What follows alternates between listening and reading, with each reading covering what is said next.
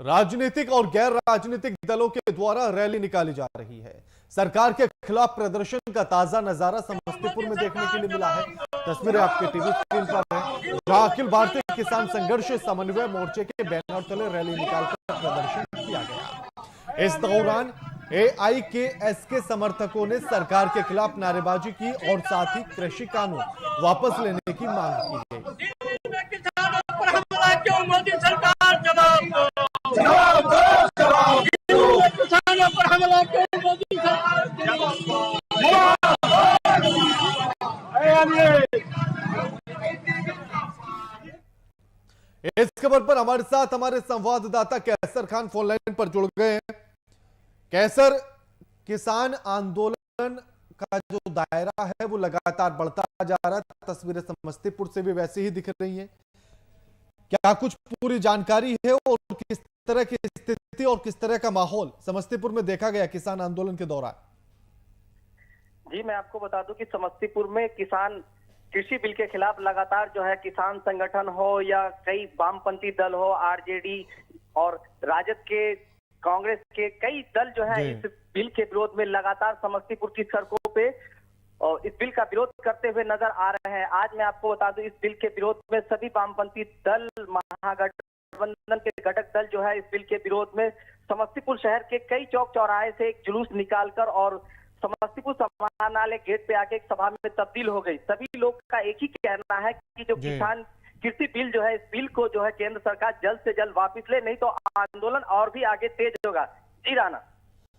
कैसर, क्या लगता है कि जिस तरह से किसान आंदोलन का दायरा बढ़ता जा रहा है, केंद्र सरकार पर कुछ फर्क पड़ेगा? क्योंकि अब केंद्र सरकार ने तो किसान सम्मेलन करने भी शुरू कर दिए हैं जिसमें फायदे गिनवाए जा रहे हैं कृषि कानून के। जी, मैं बता दूं कि किसान द्वारा लगातार कई बार इस बिल को लेकर केंद्र सरकार से वार्ता भी हुई है, मगर कहीं ना कहीं किसान के हित में ये वार्ता दिख नहीं रही है और लगातार जो है कि केंद्र सरकार जो है इस बिल को वापस लेने के मूड में नहीं दिख रही है। वहीं किसान को भी अब लगने लगा है कि ये आंदोलन जो है और तेज होगा और इस आंदोलन की आग जो है अब पूरे देश के अंदर दिखने लगी है। इसका परिणाम समस्तीपुर के सड़कों पे भी लगातार देखने को मिल रहा है, जहां किसान संगठन से जुड़े कार्यकर्ता व कई संगठन जो है इस बिल के विरोध में लगातार सड़कों पे उतर रहे हैं और इस बिल का जबरदस्त विरोध कर रहे हैं। जी एक बिल्कुल शुक्रिया कैसर आपका हमारे साथ ये तमाम बातचीत करने के लिए।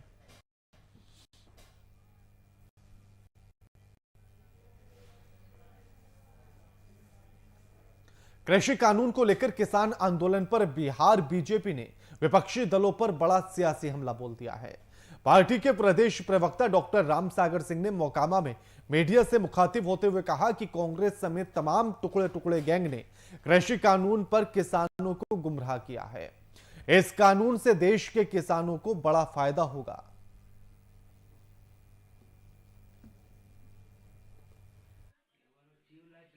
आज किसान आंदोलन के नाम पर कुछ तथाकथित पार्टियां जो शुरू से ही गरीबों और किसानों का शोषण करते रहे हैं, वो आज किसानों को भरमा रहे हैं, अफवाह फैला रहे हैं।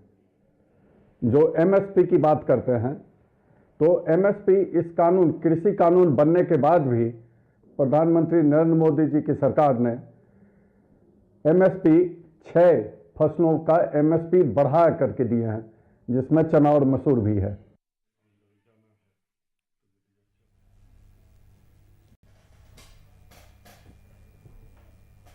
बेगूसराय डीएम अरविंद कुमार वर्मा बेगूसराय सदर अस्पताल पहुंचे और अस्पताल का औचक निरीक्षण किया। अस्पताल में व्याप्त कर्मियों को लेकर और कमियों को लेकर लगातार मिल रही शिकायतों के आलोक में डीएम ने निरीक्षण किया। निरीक्षण पर पहुंचे डीएम ने विभिन्न काउंटर और सभी वार्डों का जायजा लिया। इस दौरान उन्होंने अस्पताल में भर्ती मरीज और उनके परिजनों से भी विभिन्न प्रकार की जानकारी ली, जिसमें लोगों ने एम्बुलेंस कर्मी के द्वारा पैसा लेने समेत कुछ अन्य शिकायतें भी की हैं, जिसको लेकर डीएम ने संबंधित अधिकारियों को कड़े निर्देश दे दिए हैं।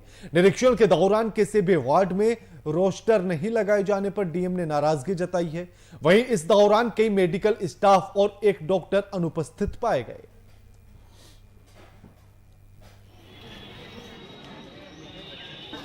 सदर अस्पताल में यहाँ निरीक्षण हुआ है और कुछ पीएचसी में भी आज अधिकारियों को भेज निरीक्षण किया गया है सचिव महोदय का निर्देश के आलोक में। तो स्थिति मोटा मोटी ठीक पाई गई है, साफ सफाई वगैरह ठीक था। कुछ एक स्टाफ कहीं पे अनुपस्थित पाए गए, एक डॉक्टर भी अनुपस्थित पाए गए। हालांकि सुप्रीम कहना है कि स्टाफ जो है छुट्टी ली है, उसका हम लोग रिटर्न में रिपोर्ट लेंगे। कुछ एक शिकायतें की हैं लोगों ने कि एम्बुलेंस से यहाँ पे रेफर किए गए पीएचसी के द्वारा, तो एम्बुलेंस के द्वारा 700 रुपये लिए हुए हैं। सिविल सर्जन को निर्देश दिया गया कि हम जाँच कर लें कौन सा एम्बुलेंस का ड्राइवर ने इसको लिया है।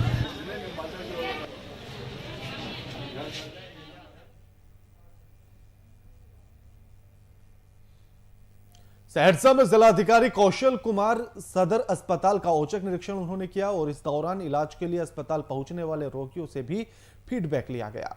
जिलाधिकारी ने सदर अस्पताल के लगभग सभी वार्डों का निरीक्षण किया। जिलाधिकारी ने ओपीडी पहुंचने वाले मरीजों को बेहतर सुविधा मुहैया कराने के निर्देश दिए। सदर अस्पताल में पीने के पानी, शौचालय की साफ सफाई को लेकर भी निर्देशित किया। वहीं इलाजरत मरीजों को बेड पर चादर और कंबल भी उपलब्ध कराने की बात कही।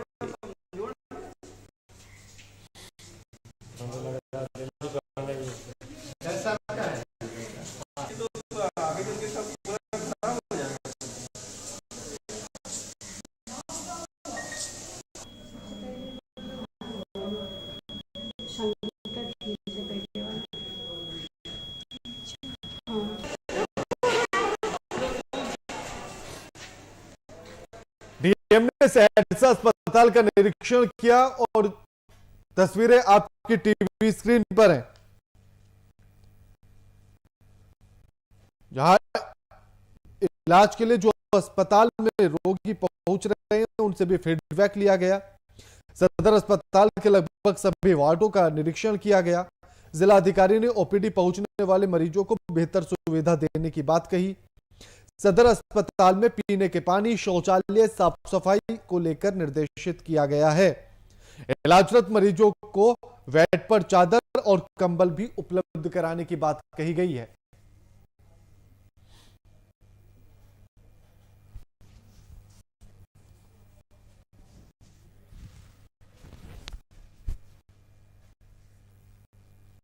बिहार में अपराधियों का आतंक थमने का नाम नहीं ले रहा है।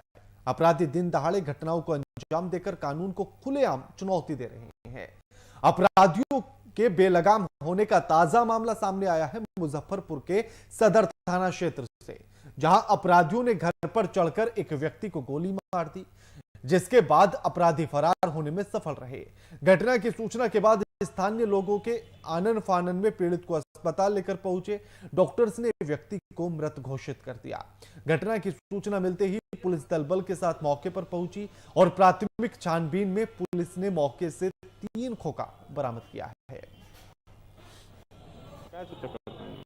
क्या तरीका है? हनुमान जी धोने के लिए बाल्टी लेके आए थे, झाड़ू लगा रहे थे, बस नजदीक में आके मारे। अच्छा, कौन लोग देखे थे? हाँ, वो तो गिरे तो हम दौड़ के आए, तब तक वो भाग गया। कैमरा उसको पहचानती नहीं है आप? हाँ, वो जो हमारे देवर देखे पहचाने हैं। पहचाने।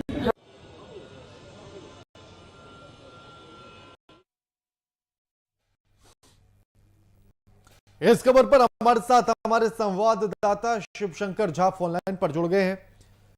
शिवशंकर, बिहार में अपराधियों का तांडव रुकने का नाम नहीं ले रहा है। एक के बाद एक ऐसी घटनाएं निकलकर सामने आ रही हैं।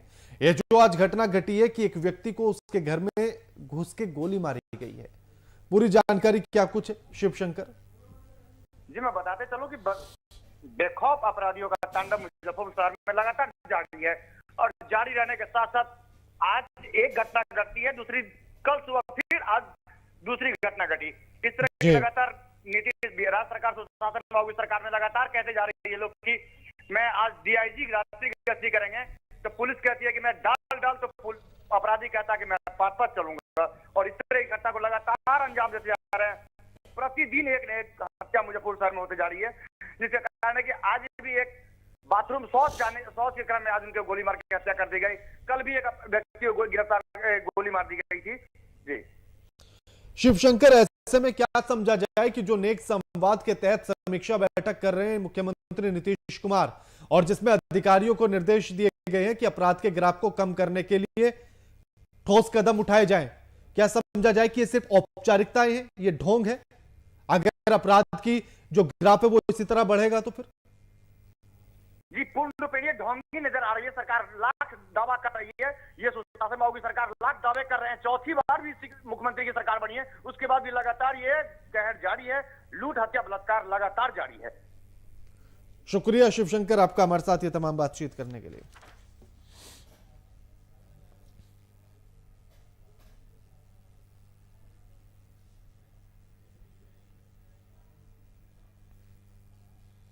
कैमूर पुलिस के हाथ एक बड़ी सफलता लगी है। दरअसल पुलिस ने अधौरा थाना क्षेत्र के पहाड़ी इलाके से छापेमारी की है और जिस दौरान जानवरों की तस्करी करने वाले गिरोह का भांडाफोड़ भी किया है। दरअसल यह गिरोह जंगली जानवरों का शिकार करके उनकी खाल और शरीर के अंगों की तस्करी कर रहे थे। पुलिस को छापेमारी के दौरान 2 फर्जी चिकित्सक सहित कुल 7 की गिरफ्तारी की गई, जो बिहार, यूपी और पश्चिम बंगाल के रहने वाले हैं।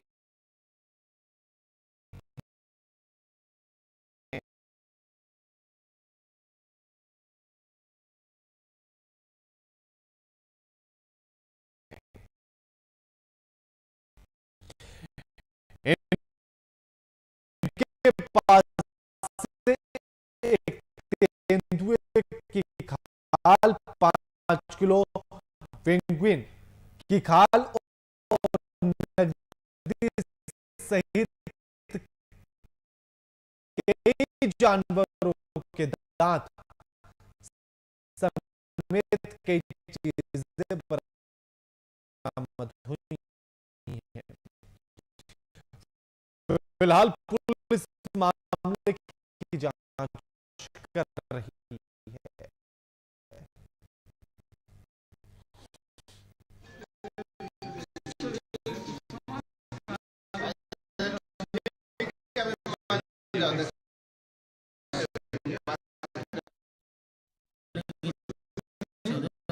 दिख रहा है, आप मुझे वहाँ पहुँचा दीजिए। कहाँ पहुँचाना था?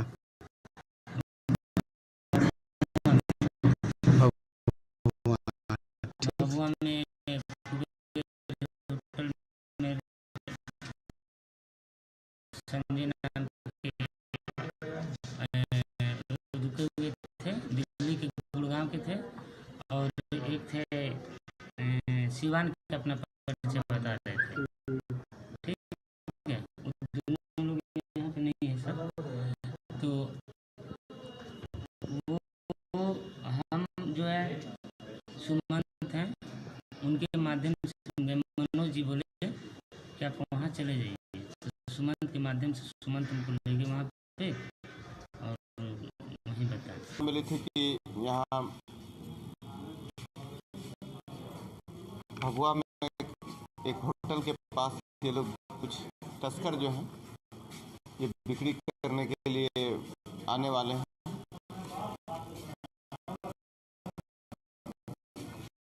जो संरक्षित वन्य प्राणी है उनके अवशेष, इसी सूचना पर तत्काल छापामारी की गई और कुल 3 तस्करों को यहाँ गिरफ्तार किए गए, जिनके पास से एक तेंदुए की खाल और पेंगुलिन के जो स्कल होते हैं वो बरामद किए गए। बहुत क्लियर और ही पीछे रंजीत क्या कर सबको ले लो आराम से।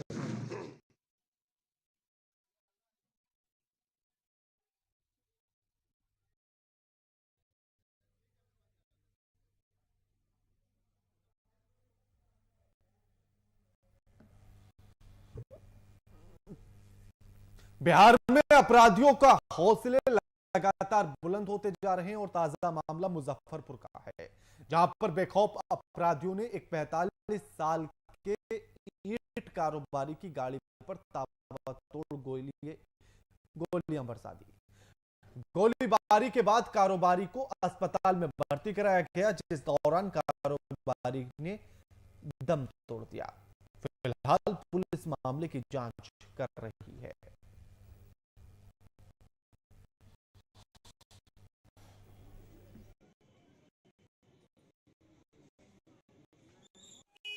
गाड़ी नॉर्मल स्पीड में जा रही थी 30-40 की, ठीक ना।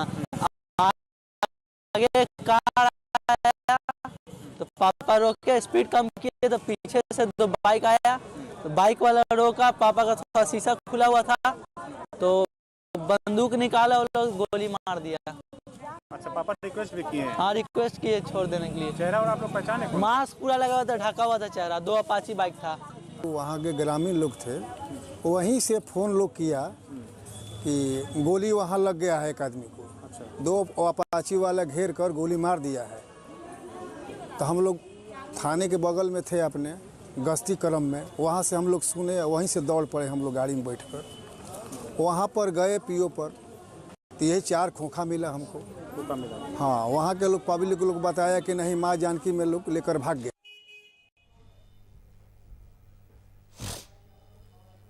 इस खबर पर हमारे साथ हमारे संवाददाता शिवशंकर झा फोनलाइन पर जुड़ गए हैं। शिवशंकर, एक के बाद एक ऐसी घटनाएं निकलकर सामने आ रही हैं, एक के बाद एक जो खबरें हैं वो इस बात को बयां कर रही हैं कि अपराधियों के हौसले बुलंद है बिहार के भीतर, फिर सुशासन काल कहां है? मैं बताते चलूं आपको कि अंधाधुन फायरिंग करती जा रही है, हत्या हो रही है। इन दिनों लगातार शहर के अपराधियों में मुजफ्फरपुर में लगातार तांडव मचाई जा रही है। सुशासन बाबू की सरकार में लगातार पोल खुलते जा रही है, एक पर एक लगातार हत्या होती जा रही है। मुजफ्फरपुर ही नहीं, पटना हो गई, बिहार के अनेक अन्य जिलों में भी लगातार इस तरह की घटना भी देखी जा रही है जी, जिसमें कल ईंट भट्टा व्यवसायियों को 45 वर्षीय व्यक्तियों को मीनापुर में ही पानापुर ओपी में क्षेत्र में भी गोली मार दी गई, रगाई घाट के पुल के समीप। किसी के घर में घुस के गोली मार दी जाती है, किसी की गाड़ी पर ताबड़तोड़ गोलीबारी कर दी जाती है। ये ऐसी घटनाएं अब आम हो चली हैं शिवशंकर। जी, लगातार ये देखने को आम देखने को मिल रही है। जिस तरह की लगता है कि जैसे कि हम लोग ये गोली डंडा खेलते हैं, उस तरह से लगातार ये आम जनता आम की तरह बन गई है। गोलीबारी, लूट, हत्या, बलात्कार, इस सभी मामलों को लगातार लोग देखे जा रहे हैं, तो लगातार आम बन गई है। और सुशासन बाबू लगातार कहते हैं कि रात में डीआईजी और आईजी हमारी गश्ती करेंगे तो दिन में अपराधी गश्ती करती है। इस तरह से देखने को मिल रही है लगातार। फिर कानून का राज कहां है, कानून के हाथ लंबे कहां हैं, ये सवाल तो उठेगा फिर शिवशंकर। इससे कहीं ना कहीं देखा जाए तो लगातार इसमें कानून का भी इसमें मुख्य भूमिका निभाई जा रही है। जिस तरह से कही जा रही है कि हाँ, हमारी प्रशासन भी पहल कर रही है। एक तरफ एसएसपी महोदय कहते हैं कि मैं पूर्ण रूप से चुस्त दुरुस्त व्यवस्था कर रहा हूं, दूसरी तरफ अहले सुबह सदर थाना क्षेत्र में गोली मारी जाती है चंद कदमों पे भी। जी, शुक्रिया आपका हमारे साथ ये तमाम बातचीत करने के लिए शिवशंकर।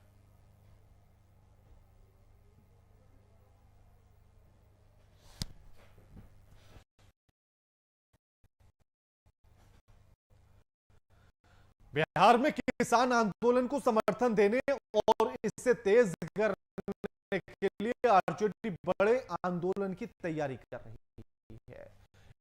इसके लिए केंद्र के साथ साथ राज्य सरकार को भी घेरने की तैयारी चल रही है।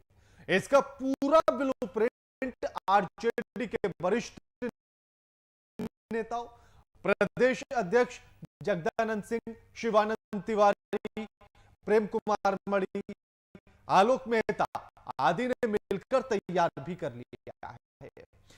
केंद्र सरकार के 3 कृषि कानून पर किसान मजदूरों को जागरूक करने के लिए पर्चे भी छपवाए जा रहे हैं।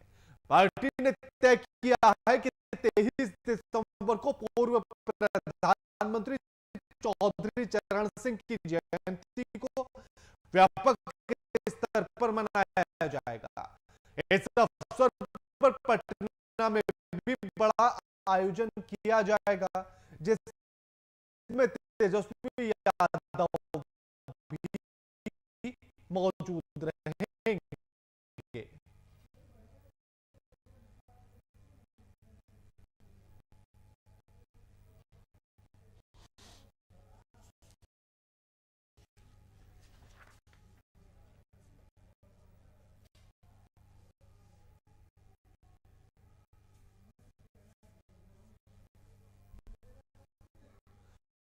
बिहार के पूर्व मुख्यमंत्री और हम के राष्ट्रीय अध्यक्ष जीतन राम मांझी भी कोरोना की चपेट में आ चुके हैं। उन्होंने सोशल मीडिया पर खुद को कोरोना पॉजिटिव होने की जानकारी दी है। पूर्व सीएम जीतन राम मांझी ने कहा है कि पिछले दिनों उन्होंने कोरोना टेस्ट कराया था, जिसके रिपोर्ट पॉजिटिव आई है। उन्होंने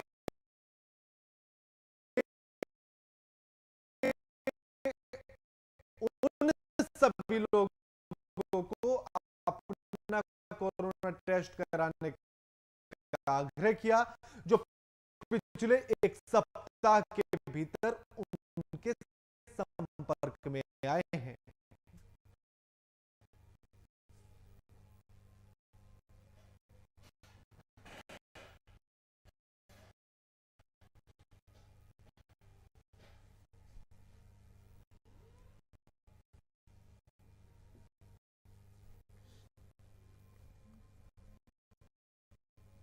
आपको बता दें कि जीतन राम मांझी ने कल अपना कोरोना टेस्ट कराया था और जिसकी एक रिपोर्ट यानी कि रैपिड टेस्ट की रिपोर्ट नेगेटिव आई थी और उसके बाद उन्होंने अपने ही घर पर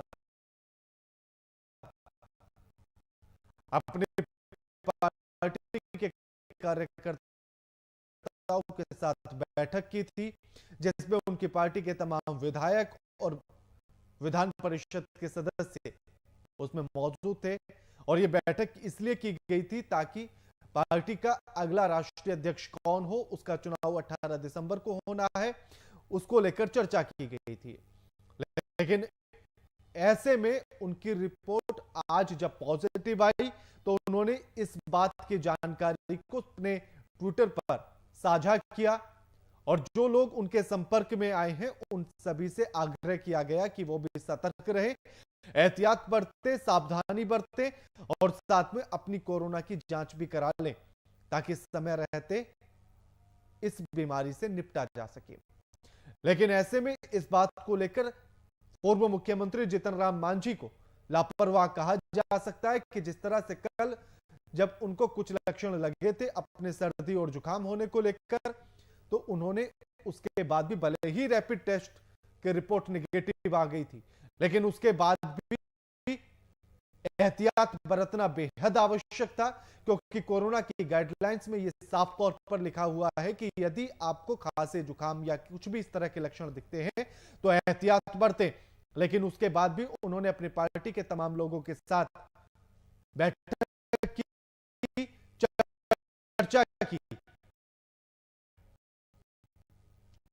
ऐसे में एक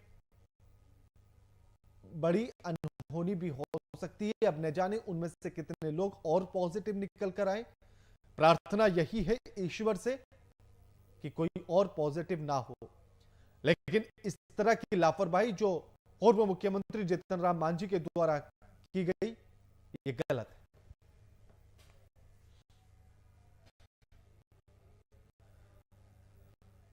बीजेपी प्रदेश कार्यालय में महिला मोर्चा के द्वारा सम्मान समारोह का आयोजन किया गया। सम्मान समारोह में बीजेपी के प्रदेश अध्यक्ष संजय जायसवाल भी मौजूद रहे।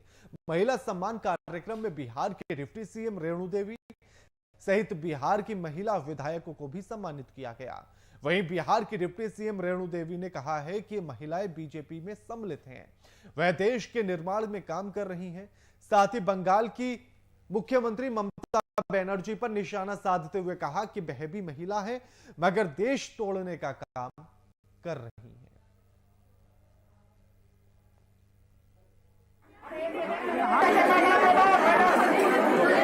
और भी बहनें जो जितनी पदाधिकारी है जिन्होंने जितना परिश्रम किया है हम उनका सम्मान करने आए हैं। इसलिए हम आप लोगों का भी सम्मान हम करने आए हैं, पत्रकार बंधुओं का भी जिन्होंने हम लोगों को हमेशा साथ दिया है। इसलिए आज का जो कार्यक्रम है हमारी बहनों ने मेरे लिए रखा, लेकिन मैं इन सभी बहनों का सम्मान समारोह में हार्दिक अभिनंदन और स्वागत करती हूं।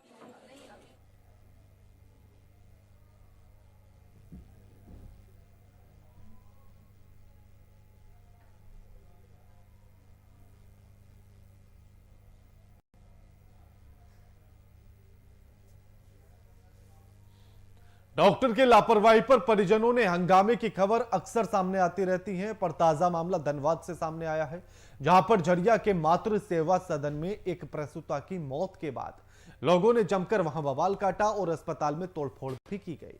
परिजनों ने डॉक्टर्स पर लापरवाही का आरोप लगाया और दोषी डॉक्टर्स और अस्पताल प्रबंधन पर कार्यवाही की मांग की जा रही है कि जल्द से जल्द उस पर एक्शन लिया जाए, उस पर कार्रवाई की जाए। सीजर से हुआ तो उसके बाद कल हुआ बच्चे सीजर से, और आज दोपहर 12-1 बजे तक ठीक थी। 1 बजे हम देख के निकले ठीक थी। उसके बाद 2 बजे करीब बोली हमको फोन कर पेट दर्द कर रहा है। फिर हम कार्ड से बोल के अंदर आए तो बोले कि पेट दर्द कर रहा है। हम दवाई इंजेक्शन दिए अभी सबको, उसको भी दिए हैं, दर्द होगा आप जाइए बाहर बैठिए। हमको बाहर निकाल दिया। उसके बाद हम आए, देखे हमको तो बाहर कर दिया, हमको देखने नहीं दिया, बोला कि सर्जरी वार्ड है, सर्जरी हो रहा। हमें चलो ठीक है सर्जरी हो रहा है, जाना उचित नहीं है। हम बार बार हम पूछ रहे कि पल्स चल रहा है, इसका पल्स चल रहा है, वो चीज देख के बता रहा है। पल्स देखने में कितना देर लगता है? ये घटना कब कितने बजे हुई? 3 बजे।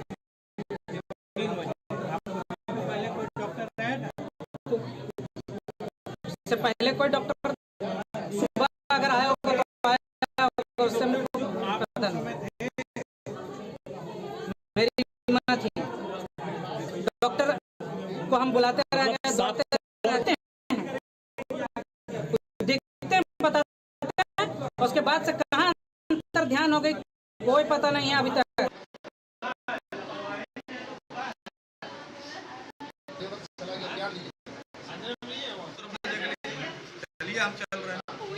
इन तस्वीरों से समझने की कोशिश कीजिएगा कि आखिर इतनी भीड़ जमा क्यों है।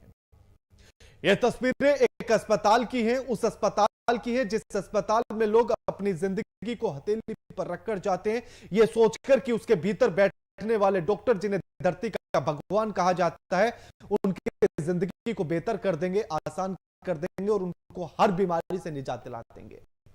लेकिन यह किसी ने नहीं सोचा था कि अगर उस अस्पताल के भीतर बीमारी को लेकर जाएंगे या अपने इलाज को लेकर जाएंगे तो जिंदगी बेहतर होने के बदले या फिर बीमारी से निजात दिलाने के बदले जिंदगी से निजात दिला दिया जाएगा।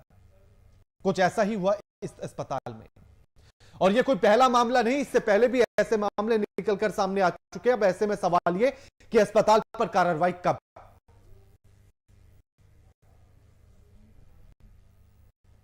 बुलेटिन में फिलहाल इतना ही। लगातार खबरों के लिए देखते रहिए VIP न्यूज। नमस्कार।